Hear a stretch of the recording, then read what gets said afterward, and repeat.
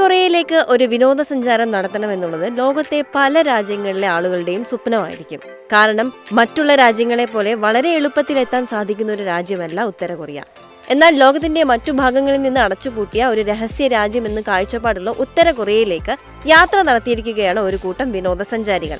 കോവിഡിന് ശേഷം ഉത്തര കൊറിയ സന്ദർശിക്കുന്ന ആദ്യത്തെ വിദേശ സംഘമായി റഷ്യയിലെ വിനോദസഞ്ചാരികൾ മാറി. ഉത്തര കൊറിയൻ തലസ്ഥാനമായ പ്യോങ്യാങ്ങിൽ 100ഓളം റഷ്യക്കാർ ഒരു സ്വകാര്യ പര്യടനത്തിന്റെ ഭാഗമായി എത്തുകയായിരുന്നു.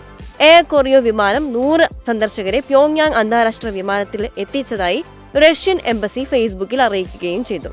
കഴിഞ്ഞ സെപ്റ്റംബറിൽ റഷ്യൻ ഫാർ ഈസ്റ്റിൽ പ്രസിഡന്റ് വ്ളാഡിമിർ പുടിനെ കാണാൻ ഉത്തര കൊറിയയുടെ നേതാവ് കിം ജോങ് ഉൻ ഒരു അപൂർവ വിദേശയാത്ര നടത്തിയതോടെ മോസ്കോയും പ്യോങ്യാങ്ങും തമ്മിലുള്ള ബന്ധം ശക്തിപ്പെട്ടിരുന്നു. ഇതിന്റെ ഭാഗമായാണ് ടൂറിസ്റ്റുകളുടെ ഈ വരവും.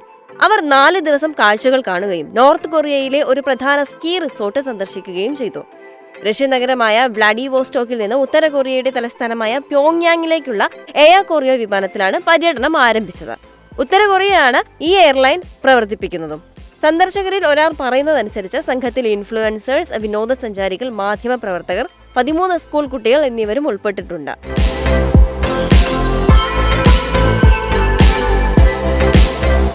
ഈ സംഘം ഉത്തര കൊറിയയുടെ കാണാ കാഴ്ചകൾ ലോകത്തിന് മുന്നിൽ വീഡിയോയിലൂടെ കാണിച്ചു കൊടുക്കുകയായിരുന്നു.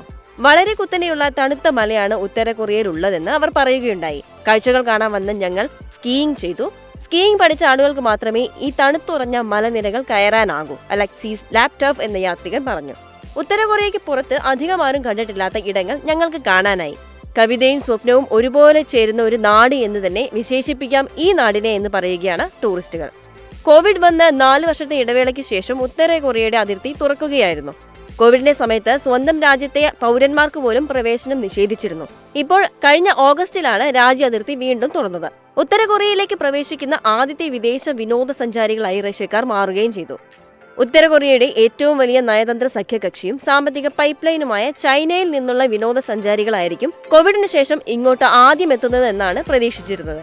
എന്നാൽ ഏഷ്യ നിരീക്ഷകരെ നിരാശപ്പെടുത്തുന്നതായിരുന്നു റഷ്യക്കാരുടെ ഈ യാത്ര.